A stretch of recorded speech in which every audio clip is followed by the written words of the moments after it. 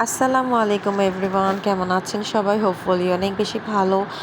So বোরখা টোরখা পরে আমি রেডি হয়ে ব্লগটা স্টার্ট করলাম। আজকের ব্লগটা বাই দ্য ওয়ে অনেক ছোটোখাটো হতে যাচ্ছে। সো আমাদের সাডেন প্ল্যান হয়েছিল যে আমরা নাস্তা করতে যাব ফ্রাইডে মর্নিং। সো যেই বলা সেই কাজ, রেডি টেডি হয়ে বের হব। আর ওয়েদারটা খুব সুন্দর একটা ওয়েদার ছিল, একটু ফগি কাইন্ড অফ, বৃষ্টি পড়বে পড়বে ভাব। দেন দূরে হচ্ছে গিয়ে একটা পায়রার জোড়া দেখা যাচ্ছে, যেটা দেখতে আমার অনেক বেশি ভালো লাগে, একদম হোয়াইট কালারের মধ্যে। সো কথা না বাড়িয়ে চলে যাচ্ছি আমরা নাস্তা করতে। এখানে মাইসুরা, আলী হায়দার ঘুম, ওরা যাবে না। মানহা, তার বাবা অ্যান্ড আমি হচ্ছে গিয়ে আমরা রেডি হয়ে বের হয়ে গেলাম। মানহা কিন্তু এগুলোর দিক থেকে অনেক বেশি অ্যাক্টিভ।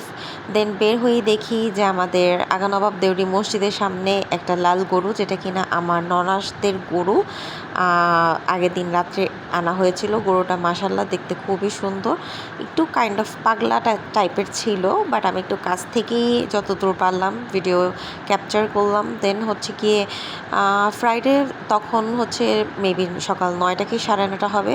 মোটামুটি ভালোই রাস্তাঘাটের মধ্যে মানুষ দেখলাম। দেন চলে আসলাম আমরা ঠাটারি বাজারে স্টারে। অনেক দিন পরে স্টারে আসলাম। বেসিক্যালি আমরা রায় সাহেব বাজারেরটার মধ্যেই আমাদের যাওয়া পড়ে। দেন হচ্ছে গিয়ে আমরা খাবার অর্ডার করে একটু বসলাম। সো বসার কিছুক্ষণের মধ্যেই আমাদের খাবার এসে পড়লো। আমার হাজব্যান্ড নিয়েছে হচ্ছে গিয়ে গ্যালাক্সি, আর আমি নিয়েছি হচ্ছে গিয়ে চিকেনের ঝাল ফ্রাই। সো মজা মজা করে দুজনে খেয়ে ফেললাম, 3 জন আর কি। মানহা এটা বেশি খুব একটা খায়নি, একটু স্পাইসির জন্য। দেন বাসার জন্য হচ্ছে গিয়ে আমরা পার্সেল নিয়ে নিলাম, মাইসুরা, দেন হচ্ছে আমার mother in law.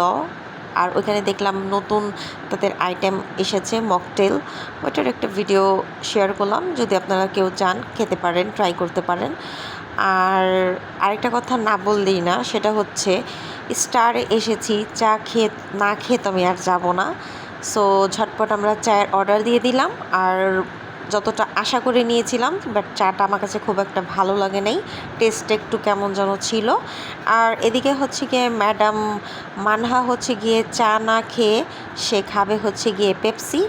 So পেপসিও say fully complete করতে পারেনি, ওইখান থেকে আমাকে ভাগ বসালো। সো এই হচ্ছে আমার আজকের ব্লগ। সবাই ভালো থাকবেন, সুস্থ থাকবেন। আসসালামু আলাইকুম।